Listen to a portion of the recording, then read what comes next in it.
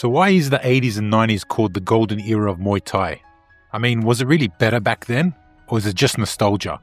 Because when people talk about the golden era, they talk about it really differently. Not just as a time period, but almost like Muay Thai reached its peak or its final form. The fighters were more active, the stadiums were packed, the gambling scene was massive, and the level of competition was so deep that even the legends struggled to stay on top. This wasn't just a few good fighters, this was an entire system producing weapons. So to understand why it's called the golden era, we first have to look at what Muay Thai was before it all changed. Before MMA exploded globally that brought focus to a lot of combat sports, before social media and before all the influencers started vlogging their training in Thailand, Muay Thai was really deeply embedded into Thai culture, especially during the 1980s and 90s. Fighters from poor rural provinces would move into gyms at a young age. For many families, Muay Thai wasn't a hobby, it was opportunity. Kids started fighting incredibly young, some before the age of 10. So by the time they became teenagers, they already had years of experience. And because there were so many fighters entering the system, competition became brutal. You weren't just competing against a few elite athletes, you were competing against thousands. Every province had fighters trying to make it to Bangkok, and only the very best reached the major stadiums, which created something rare. A talent pool so deep that even world-class fighters could lose regularly. And nowhere represented that level more than the Bangkok stadiums. During the golden era, stadiums like Lumpini Boxing Stadium and Rajadamnern were the center of Muay Thai. This was where reputations were built. Winning a Lumpini or Rajadamnern title wasn't just respected, it meant you survived the hardest competition in the sport. And the fighters competed constantly, not once or twice a year like modern combat sports. Elite Thai fighters could fight every few weeks, which meant they developed extremely fast.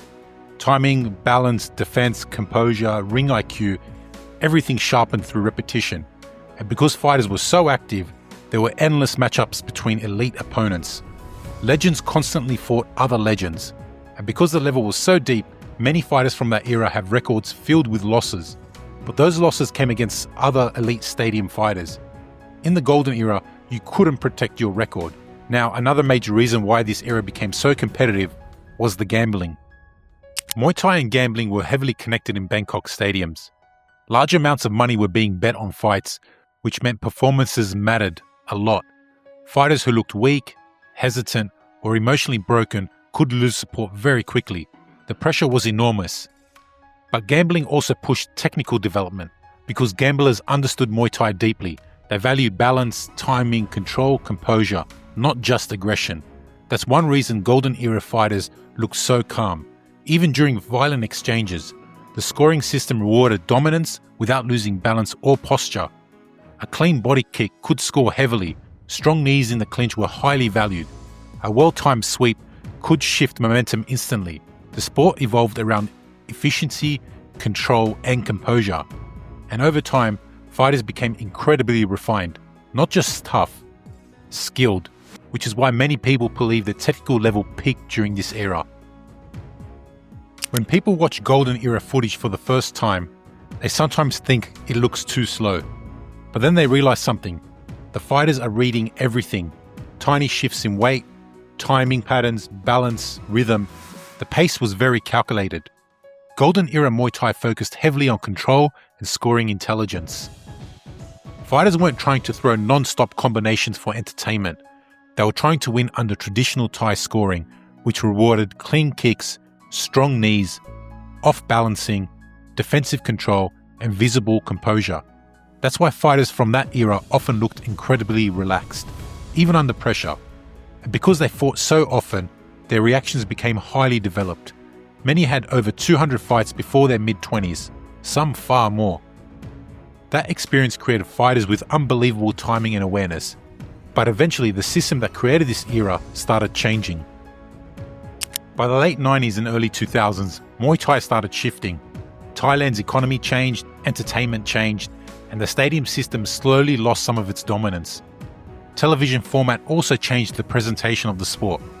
Promotions started favouring faster-paced action. International audiences grew. And now in modern times, smaller gloves and entertainment-focused formats have become much more popular. The sport became global, but also different. Today's fighters are still incredibly skilled, and modern athletes are more athletic in many ways. But many fans feel the old stadium ecosystem produced a deeper level of technical refinement, because that older era was built around fighting constantly against elite opposition under traditional scoring. That environment is hard to recreate now, which is the reason why people still talk about the Golden Era very differently. The Golden Era wasn't called the Golden Era because fighters during this time were magically tougher. It was called the Golden Era because everything aligned at once.